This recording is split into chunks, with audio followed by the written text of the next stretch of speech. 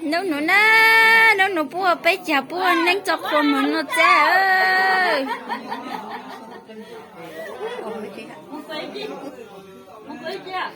Cái tao cười nè, tụi nhau sẽ gì tụi được bánh nó nè. Hát trả ra bùa. Bé tự uống nấy ta bùa học cô PC.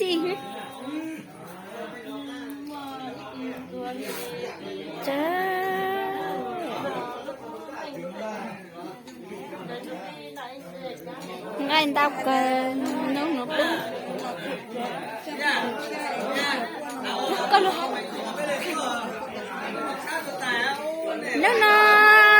gì nó ô bé chặt xe ôn ninh cho không muốn nó cha nó gì nó thân thân nuôi nè nó thật bùi nè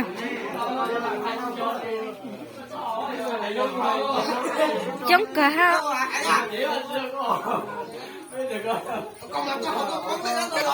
hai cái giả tới luôn á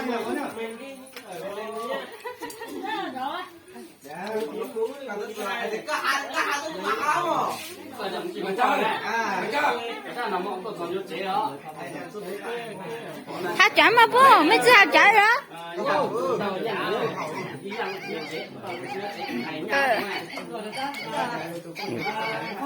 hả ơi biết mày này ta ơi cái giá hả trả